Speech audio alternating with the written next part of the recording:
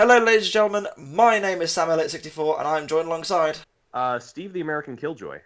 Yes, and it is time at last for the 2018 season of BattleBots to begin, and it has begun. It aired last Friday as we're recording this, and joining us, we had to have a guest. Obviously, no Anderson this week, so we had to fill his void, so to speak, with someone equally as opinionated. I think it's fair to say. Introduce yourself, sir. I am Mystrsyko, the other American Killjoy. Oh, good. I feel This is the first very one. very outnumbered today. It feels like I should have. I need a British backup, but unfortunately, I'm by myself. It's quite strange. We will just eliminate you and have a third American, and then that's it. That is the And hardcore that'll- podcast. basically, right? Obviously, Mike, much like Steve, you've been waiting for this moment for quite a while. What was your sort of reaction when you realised, oh wait, BattleBots is actually coming back? Lots of jumping up and down and screaming and, the usual standard reaction you have to things that you like. Mm-hmm. Yeah, it's nice to see that it's in a place where it's going to be loved by the channel. I think because obviously Discovery, as we've mentioned before, very science based, very tech minded, that sort of thing, and I think BattleBots fits perfectly in with that demographic. It's definitely the right place for it. And I mean, that has been seen from just this one episode alone. It just seems like it's the right spot. That's just the best way to put it. Yeah, I mean let's talk about the episode and the show itself. Obviously, there's no leading presenter as such anymore. It's now just Chris and Kenny presenting the show, and they were really good. They were excellent. I was very surprised at how well they did as main presenters instead of just commentators now. Yeah, what's nice is I'd hate to put it this way, but Discovery kind of trimmed the fat a little bit and kind of gave Chris and Kenny more of a front presence, which was nice. I mean, it gave them a little bit more. I wouldn't say freedom, but I guess maybe that's a good way to put it too. Mike, what did you think? Uh, I'm especially after watching the reboot of Robot Wars, it became pretty obvious that they didn't need like 17 different roles on the show. Hmm. And I think was it Samantha and Molly were the lead presenters before. Yeah, That was just a position that it felt like didn't need to be there. They're Um, kind of it, forced in there to add a bit of glamour, so to speak. yeah. yeah, like it was a role that didn't have much to do, and so it was fairly simple to just fold that into what Chris and Kenny were already doing. Mm. And Anderson did say that they were kind of useless to begin with, so I bring that up again. I remember him talking about that. I think in season one when we reviewed it. So I guess they heard him in a way. Even before in the past, they looked into the future like, oh, they're not going to like this. All right, come on. Let's just edit out do it our this way. let's edit out our existing presenter. Let's have that. Obviously, Farouk coming back as well, which Hey. I'm so glad. Obviously, there's people that are a fan of Mark Biero. I like both styles. I think obviously Mark Biero works very well as obviously a very professional, actual boxing announcer. I think that sort of aspect I really like. But Farouk gets everyone so hyped. Like when I'm watching, I'm like, yeah, I want to see these things kill each other. It's gonna be great. I think that's what like. He works very hard on his rhymes. Obviously, some are better than others. But Yeah, he's had a lot of time to think about them, I'm sure. oh yeah, oh yeah. The dude's obviously been practicing his wordsmithing. I suppose that's probably the best way to put it. Um, Uh-huh. and what do we think of the new format then? The UFC style main event and an undercard, or sort of wrestling style, I suppose as well. Main event and undercard format. What do we think? I mean, it's definitely more entertaining. I mean, we're going to be able to see more fights that we probably wouldn't have been able to see before because they're actually designing the fights to pad the show. Like these are the fights that people want to see, and like the fights like between veterans and the ones between newcomers and maybe like a little bit of a newcomer versus a veteran would be cool. Maybe like kind of like how we had in season one where we had Bite Force and Warhead, and that was awesome. Um, where you have like it's just going to be nice to see more variety of fights where before you had just a tournament bracket and that was just the way it would lay. This is going to have I think it's going to have a good impact on the show. Mm-hmm. Mike? Yeah, I pretty much agree with everything he just said. It's gone from I think that the biggest weakness of the old version of the show was that you couldn't really keep tabs on how well the tournament was running or who was Oh yeah. where. And in this case, that's irrelevant. You don't need to. You just know that you're going to get some great matchups that are set up, and all you need to do is enjoy robots fighting each other. Hmm. I think it's going to eliminate a lot of uh, like with a tournament structure. Sometimes you would get fights that probably weren't as entertaining that kind of either had to happen or, as happened in the previous seasons, they had to be cut out. So Yeah. in this particular, in this form, I don't think we're going to see that as often or at all. So And another good thing is like That's- the way that they're presenting it as well. It seems very much obviously Robot Combat is a sport, but it's now being presented as a full on sports show. Like they're calling it a season. They're calling it you got the playoffs at the end of the year with the tournament bracket, which we're going to have in however many weeks it is. Everything which just surprises me, because ABC owns ESPN. You think they would know how to deal with a yeah. sports show? It's And I quite could bash ABC now because they don't have it anymore. you know, But it's a shame. yeah. You look at Discovery. It's definitely not a sports presenting channel, is it? Let's face it. But it just fits, and this format really does. It works really well. As I say, we get to see fights that fans want to see. Obviously, BattleBots will have I'm sure they'll have seen fans' comments about saying, "Oh, I want to see this robot and this robot fight," and obviously they've probably made it happen. Oh yeah, Which is yeah, absolutely. That would be that's like the ultimate dream, isn't it? Because like how many times do people say, "I want to see Tombstone fight Minotaur"? Please.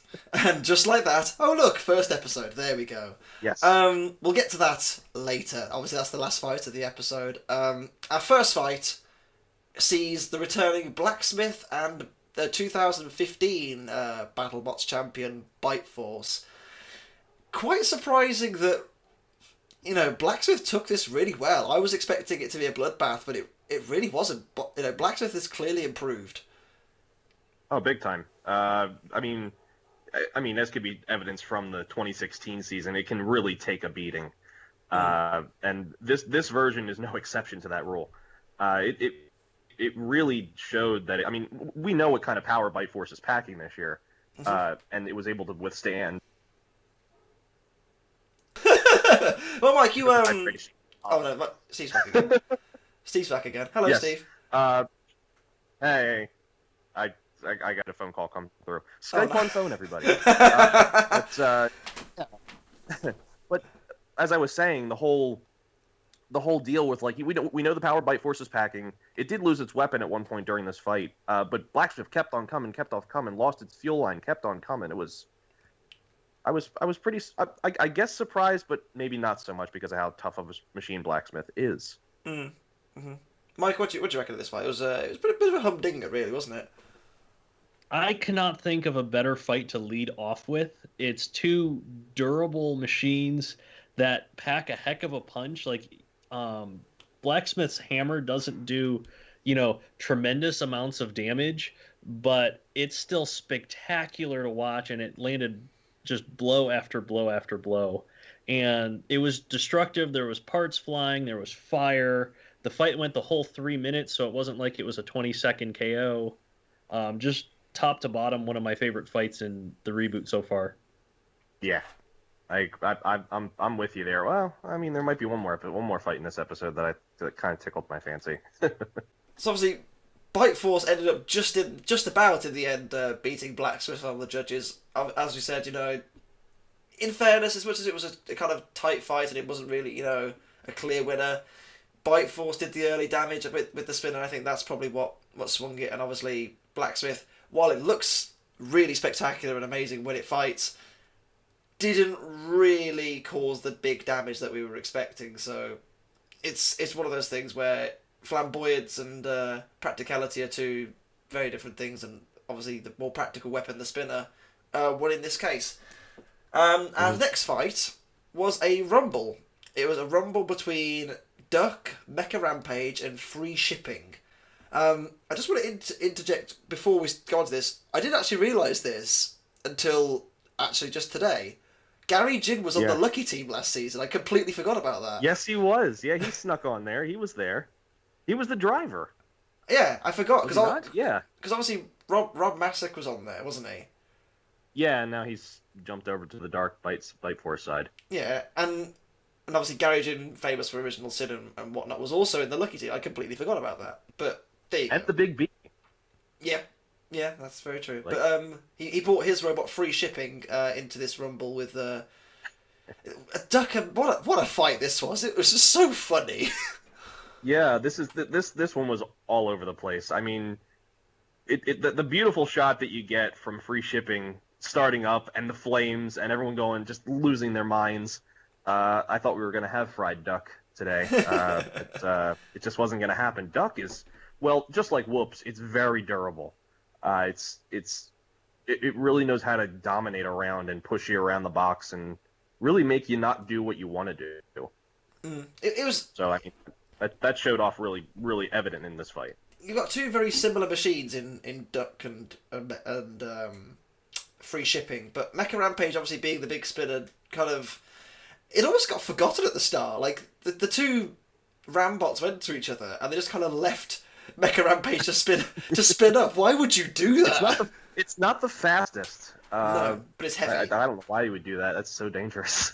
It's, you know, what did you think of this fight, Mike? It was very entertaining. I'm sure you'll agree. Oh my goodness! Like when you mention to somebody that's never seen robot combat before, it's like, hey, they're gonna put these robots together and they're gonna fight until they're all dead. This is what they picture in their heads: just smoke and fire and carnage, and yeah, it was a little weird that they left Mecha Rampage alone at first, but it like it had this habit of like kind of going away by itself and then coming back and reminding everybody it was still there by taking a wheel with it. Honestly, that wheel from Duck at the start, poof, straight across the arena, never to be seen again. And, you know, just this whole fight was ridiculous. And obviously, you know, you had Freeshipping setting Mecha Rampage on fire, which was... Well, you had Mecha Rampage trying to put itself out somehow. By spinning. It was smoking. And then it from stopped. where that was from, I have no idea. And then it stopped, and then it caught fire again later, which was something else. You know, Duck's lifter as well. I was very impressed with that. I wasn't expecting it to be as effective as it was. You know, with such a small point of, like with such a small little duck bill, you know, like there isn't much area. Like I mean, that whole thing is flat. So you figure like you'd either have to get them up against a wall and flip them, but I mean, it was pretty effective. I agree. Yeah, it was a great combination of designs. You know, you had obviously two similar machines in Freeshipping and Duck, obviously not quite the same, and then obviously, as we said, the big spinner, and Freeshipping self-writing. How did it do that? I wish I knew. It was kind of like half off screen when it did it. Yeah, it was on its side. Driving around on its side was hilarious, I have to say. It was brilliant to watch. And then suddenly it's on its wheels and back in the action again. I'm like, huh, okay. It was just such a great spectacle, and I have to give enormous credit to all three of those teams for, you know, making a great fight out of what could have been a, you know, fairly easy gunshot. Oh yeah, the two Rambots are just going to break the spinner and then just wedge each other to death. It wasn't like that. I've seen so many fights from like classic Robot Wars where they just immediately gang up on one of them, and then it becomes a one-on-one after that. And they did the opposite of that with this one. Everybody was switching who they were going after, and it was just chaos the whole time. It was great. Yeah. Two more things. One, the forklift's pretty quick going up and down. I didn't expect that either. I was expecting it to be really slow. I got my answer of how fast that's going to go. And two, this is actually the first Rumble to be incorporated into the main series, other than like because the Robot Wars, you guys have had Rumbles all the time. That's our staple. Series 4. Yeah, that's our staple opening round now. It's just a Rumble. Right. Yeah, and this was the first time in a BattleBots competition that it's actually going to affect the actual series instead of just being like a thing for flair at the end of the series. It's quite interesting. Like I wasn't expecting them to like include a victory for that. I was expecting that to be like they recorded them all at the end of the series, but then like sort of to fill in space in the show to make it, you know, look more like, I don't know, organic, I suppose. They'd splice them in between episodes, but it isn't. It's actual competition, which kind of strikes me as surprising because, like, Does that mean every robot gets a rumble at some point? I don't know. I'm intrigued with that. I don't know. To make it equal, you would think. Well, for how many episodes they have, I would hope so. Yeah. But you never know. Speaking of not knowing, they didn't go through rankings or anything because it's the first episode. They don't have any rankings yet, but they mentioned them, and we know there is going to have to be a rankings table to decide the top 16. So I'm absolutely really curious to know how that is going to play out and how they're going to present that throughout the season. Right, is winning in a rumble worth more than winning just against one robot? You know what I mean? Yeah, exactly. And more importantly, you get towards the later part of the season, there could be a lot of drama fighting for that 16th spot. Oh, big time! Well, it's like the wild card in any sport, you know. Well, from what I've read, it's actually the top 15 that get into the bracket at the end automatically, and then the 16th is decided by a big rumble. Lord! From what I've seen, I don't know how true that is. We'll have to wait and see. But it's going to be interesting because this stands to reason. There's 55 machines. You could have 18, 19 robots with 4 wins in theory. It's unlikely, but you could do, depending on who fights who. It's going to be interesting to see, is it based on judges' points as well? I don't know how familiar you are with this. I don't know how familiar both you are, but I watch college football. But is it a strength of schedule kind of thing? Are we going to be doing that? Yeah. What's the quality of your wins? You know what I mean? So say Tombstone fights. I don't know. Obviously, it's 4 Minotaur. Say it fights, Bite Force and Bronco, and it wins the 3. Are they worth more than, say, Deviled Egg beating Bale Spear, so on and so forth? You get one. Bale Spear, Shock Operin, and Kraken. Let's say, for example, teams that aren't necessarily at the sharp end of competitiveness, but are still competing. It's going to be interesting to see how they explain that later on. I'm hoping we get some kind of answer eventually. I'm guessing we will do, but. For now, it's kind of a bit of a discussion point. We'll see how that goes. Obviously, we've kind of massively gone off track from the rumble between Duck, Mecha Rampage, and because these are the kinds of conversations that are going to happen during the year. Yeah, it's true, and obviously Duck winning the rumble with Mecha Rampage and Freeshipping, which I'm kind of surprised at. I thought it was going to go to Freeshipping, but I can see why they gave it to Duck. Can I just point out that my absolute favorite moment from this entire episode was when they were waiting for Farouk to announce the winner and the whole crowd is just going, quack, quack. I lost it. I thought that was so funny.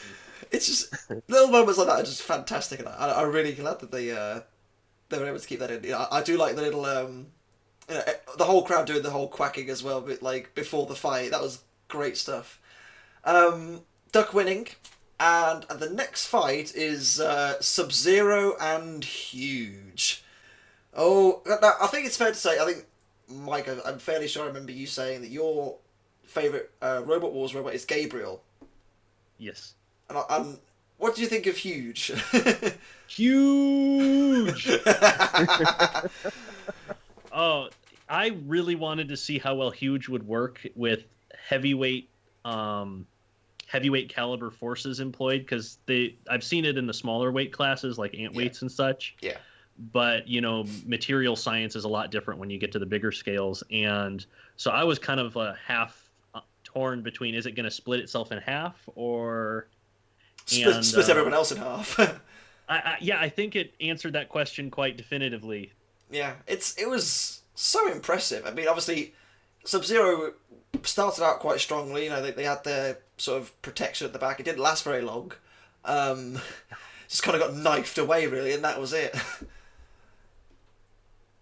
It was beautiful. It was nice to see Huge actually do what it's supposed to do. Because I know I've seen featherweight fights. Because I know there's a featherweight version of it, and it's just cool to see it work. I really wish it had more traction. It looks very slippery around the arena, but hopefully that doesn't hurt it later on, because it doesn't seem like it's very quick to move around. But I mean, let's put it this way: a drone flew into it. So if anything flies into that blade, I was gonna say it's dead.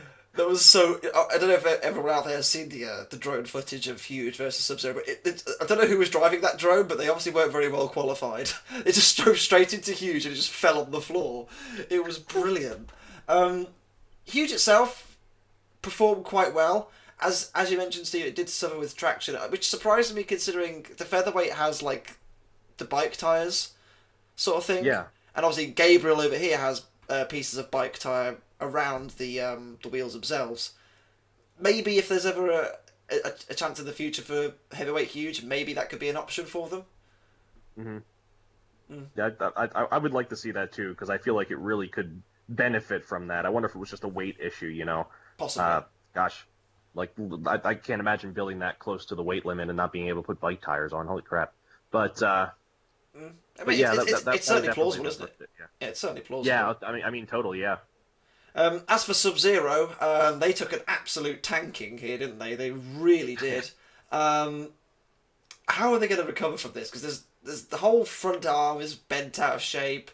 There's just bits of SubZero kind of folded in on itself. What do we think going forward? That's a very good question because the whole fight card format kind of allows them to not fight for a while and take as much time as they need to fix the robot. But at the same time, it means they're going to have to do that maybe 3 more times. I was going to say, they are still going to have to fight at some point. So, like, how many times can you completely rebuild a robot from scratch? Yeah. It's interesting, much like in series 10 of Robot Wars, you know, or I suppose Series 9 to a degree, and 8 and 9 to a degree, but particularly in Series 10, if you got wrecked in the first round, you know, a la Gabriel, for example, you know, they've still got to come back later and fight some more. You know, it's going to be difficult to see how they recover from that. I'm intrigued to see how SubZero do, but huge. How well do we reckon it's going to do? You know, obviously, it's only its first fight in BattleBots. Technically, it's second if you count Moist Pony, but poor Moist Pony. I still think you can see the little white fluffies in the air. I don't think they've all settled yet. That reminds me. We need to look for the pink fur up in the ceiling. Yes. Yeah, it could still be up there. Possible. It's like a Team Toad sticker in Robot Wars. How well do you think Huge is going to do? Like realistically. Personally, I do rate it pretty high. I mean, it is just its first fight, and no discredit to SubZero. It's a great machine, great team, but I don't think it was the highest caliber of robot to fight Huge. I have a feeling. I mean, because it's hard to say, because now that we know what Carbide and Gabriel is like, you know, it's possible we could see something similar, where like it just keeps coming back at you, and no matter how much you beat those wheels up, it's still going to keep coming. And you can't hit those pods that like have all the electronics and good stuff in them because they're so high. So I mean, I give it a good chance. I think the one thing that is going to stop it, I think, is probably its maneuverability. If there's something that's going to really get at its sides and avoid that blade entirely, that's really the one way it can be beaten. Mike? Yeah, I'd have to agree with the maneuverability point. There are some very fast robots in the competition, and Huge can't even really turn all that quick. So I think if anything does best it's going to be on a maneuverability thing. It's also important to keep in mind that SubZero is probably the perfect robot shape for Huge to fight. Just a big, kind of a big slow box to run into a lot. Not really a potent weapon on it. I'd be really curious to see what a horizontal spinner would do to Huge, or a really, really flat robot that you can't really get a good bite on. I think Huge has top 16 something potential. like Mecha Rampage. I don't know how thin they are. Yeah, that would be a spectacular matchup. I want to see that now. Make it happen, BattleBots! God damn it! Sorry, go on. Go on. Sorry. I think it has top 16 potential. Yeah, it's going to be up there. I think it's certainly solid. I think it's going to be tough to beat it because obviously it's quite hard to reach and such. But we'll have to wait and see. Penultimate fight, well, technically, is Bombshell, the returning runner-up from last season, and Lockjaw, the former BattleBots champion way back in the day with Dissector, Donald Hudson coming back again. Obviously now incorporating a big vertical disc at the front and the sort of lifting arms similar to very similar to Hypershock. In fact, we did joke that Hypershock, Witch Doctor, and Lockjaw all look the same, but it's literally the same as Hypershock. Yeah, it's kind of creepy, actually. But as they say, I'm sure Will Bales won't mind. Imitation is the greatest form of flattery, so you can't really knock it. It was a really good fight. Bombshell. Obviously, it was over very quickly. It was obvious that Bombshell wasn't going to win this fight fairly early on. But Yeah, go on. it's kind of a shame that Bombshell does the thing. Yes. I didn't expect to see that in a heavyweight robot. I mean, well, Overdrive did it in 2016, but I don't expect to see it as often. You know what I mean? I know that this version of Bombshell was a rushed build, so maybe that wasn't worked out. But I don't know if this version of Bombshell is going to make as far of a run as the last one did. As they mentioned in the show itself, Mike obviously had a lot of good fortune in season 2 or the 2016 season. He did very, obviously fortunate versus Kobold. Minotaur, of course, dying, which is also an element of good fortune. Lockjaw was kind of the right machine to fight it. It was low and sleek and it had a lot of, pushing ability. I'm glad to see that Donald tried to make a fight of it. Instead of just letting them get counted out in, was it less than 30 seconds? I'm fairly sure it was all over and done. I'm glad to see, he tried to make a bit of a fight of it. We got to see a bit more Bombshell, but there was only 1 minute here, really, wasn't there? Yeah, it was pretty cut and dry. Yeah. I mean, it's kind of a shame because I really did want to see this version of Bombshell do a lot more. I know we'll see more fights of it, obviously, but I mean, going against something like Lockjaw, it was going to be a tough draw no matter what, anyway. So, we've seen how well Hypershock did. And this is basically like another version of Hypershock. But it's a pretty good design. It's a good design to fight Bombshell. It's tried and tested. Mike, your Yes. thoughts? I gotta say, I'm surprised that Lockjaw got under Bombshell to start off with, because normally the narrow little pokey spike wedge doesn't do so well against a very broad flat wedge, and I was expecting Bombshell to have the advantage, and they just immediately, the very first hit, Lockjaw got under them. I guess the one positive coming out of it for Bombshell is they have almost no repairs to make for their next fight, so they won't have to worry about combat fatigue going into that. Yeah, that is very true. It is a game of endurance this time around. It's not just the one and done that it could be. There is a bit of preservation to be made, and that's good for Bombshell. They've got a chance of reclaiming things later. It's not all over for them, but work will have to be done. I think that's the way to put it. Now, I said technically this is the penultimate fight. There is actually another Rumble in the Science Channel exclusive fight, which is happening I'm guessing in every episode. Yeah. And this one is we'll be covering next week. It's between Sharkoprian, Kraken, and Deviled Egg. It's going to be very interesting to see who comes out on top of that one. 3 interesting designs. I'm very fascinated to see how it turns out. We'll make predictions now.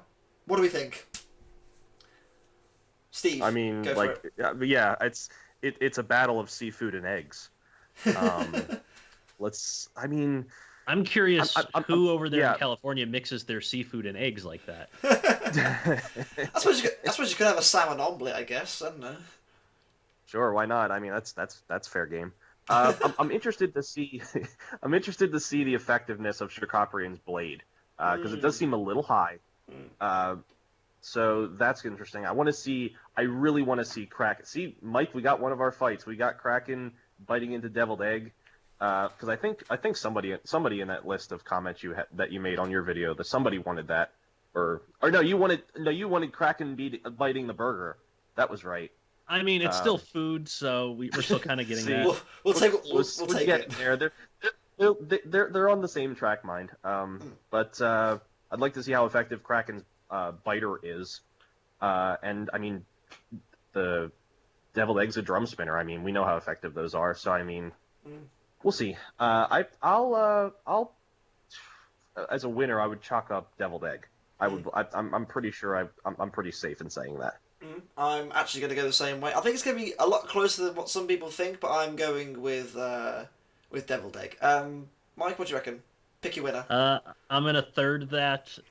I've heard a lot of good and bad things about the Deviled Egg team and their machines, but generally speaking, the more conventional machines tend to beat the more flamboyant ones. And Sharkoprian and Kraken are very flamboyant, so I'd imagine that Deviled Egg would probably have the advantage in that. And now we've said that, obviously, well done to Sharkoprian for winning. It was an amazing performance, and we are all completely wrong. We'll obviously we'll find out next week how right or wrong we were. But obviously, it's time for our main event, the fight that even Mike you wanted to see, the fight. Not just me, everybody wanted to see. Everyone was curious. What would have happened had Minotaur beaten Bombshell last time around, as it probably would have done had it kept working to the end and not get stuck. Tombstone and Minotaur. I had this down as a Minotaur win. I'm happy to eat my words. What a great fight. It was spectacular. Like, there was just so much going on. The amount of energy being kicked around in the box, even with the lower tip speeds this time around. I mean, it was crazy. I want Mike to talk us through it. I didn't notice. Mike, you talk us through this one. Oh man, so to start with, it was just like eerie watching them just kind of like mosey out of their squares, getting their weapons up to speed. Because nearly every robot fight, somebody box rushes the opponent. Somebody has to do it. And these are just these two monster spinners, and both of them just like, nah, I'm gonna wait over here and get my weapon going. And so you just knew the first hit was gonna be monster. And then we got, I think it was the second hit, that they both went flying in opposite directions, and Chris damn near fell out of his chair. I love the reaction. There's been a lot of pictures of Chris's face. Just like the sheer awe of that hit is amazing. Go on, so sorry. that hit was huge. It was a really big hit. Yes. I can't say the hit itself impressed me so much. It was more what that hit did to the arena. Yes. Oh my god, yeah. Who would have thought, obviously the Robot Wars arena fell apart every series. The amount of energy going on in there was also very high. I've never seen the Ballot Box floor just dug up like that. It's like it was just, it was crazy. It was like pieces of paper just being crumpled. It was ridiculous. Yeah. I've seen some photos of what Nightmare has done to the Battle Box floor before, but it's usually just like a tiny, narrow little slit made in the top surface. Tombstone literally like peeled up a huge section of the floor, like about the size of Tombstone.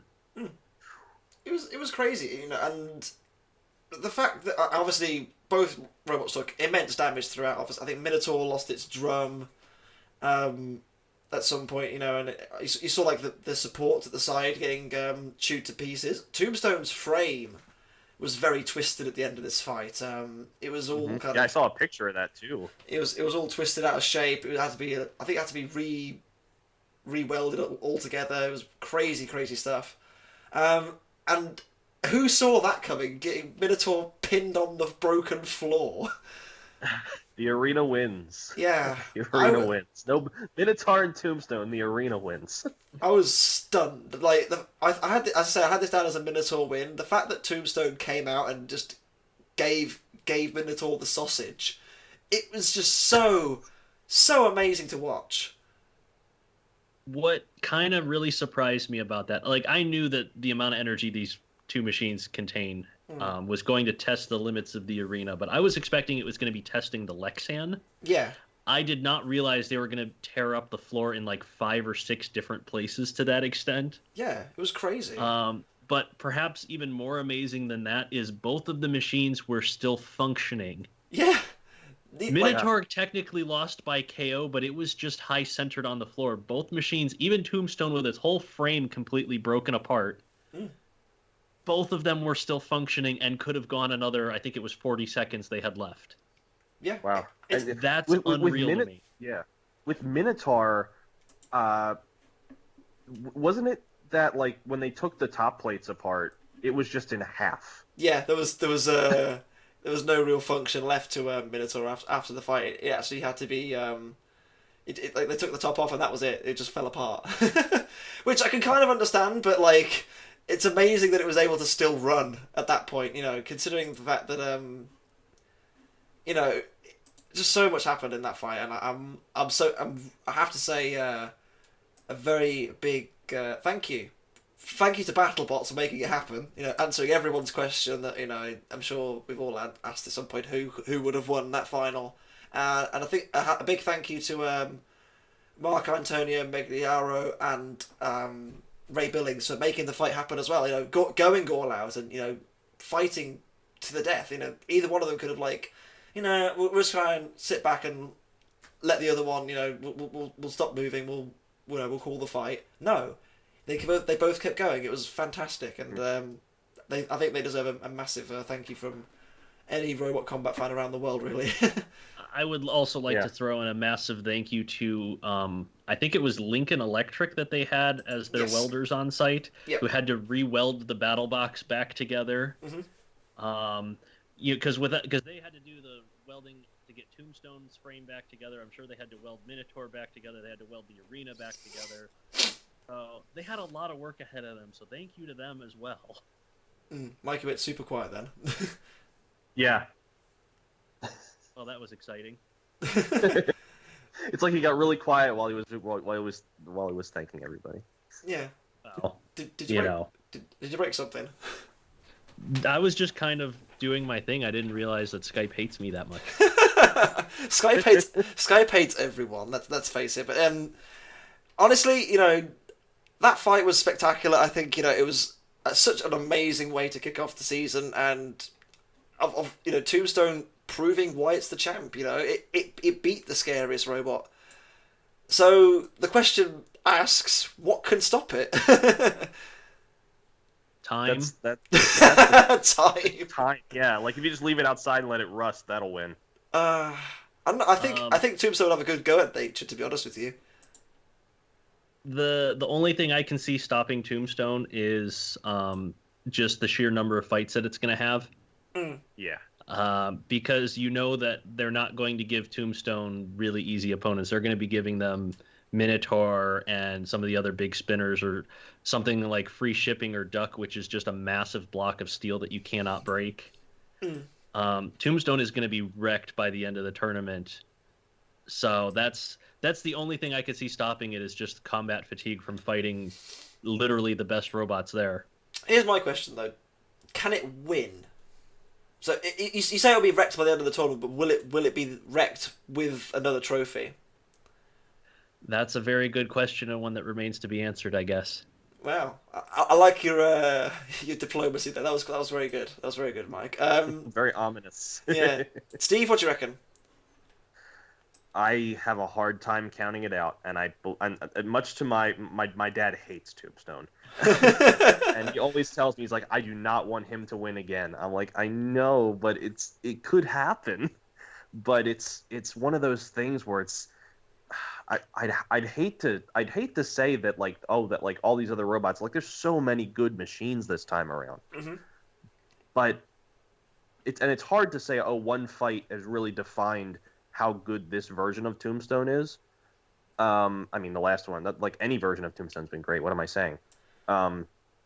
It's going to be very hard to count them out. I don't see them winning due to combat fatigue. I think something is going to be a chink in its armor. I don't know what it's going to be. I think I don't know. I feel like people will be disappointed if it wins again. You know what I mean? But I mean, I have a hard time counting it out. You know, I do see it winning, but I want something to beat it. If it wins, we won't be surprised. If it doesn't win, we also won't be surprised. Right. And with that very clear and concise answer, in that we have no idea if it's going to do well or not, we'll leave things there. Mike, a huge pleasure. Please come back soon. Oh yeah, anytime.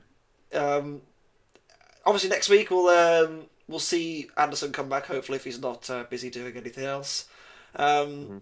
I hope not. We might have a special Dutch guest next week. Next week, might be quite exciting. Ooh. Yeah. Oh yeah. Very exciting stuff. But for now, thank you very much for watching the RoboCast. I've been Sam Elliott64. I've been Steve the American Killjoy. And I've been Mystrsyko, the other American Killjoy, filling in for Anderson, the British Killjoy. And myself and Steve will see you next week for episode 2 of BattleBots. Bye bye.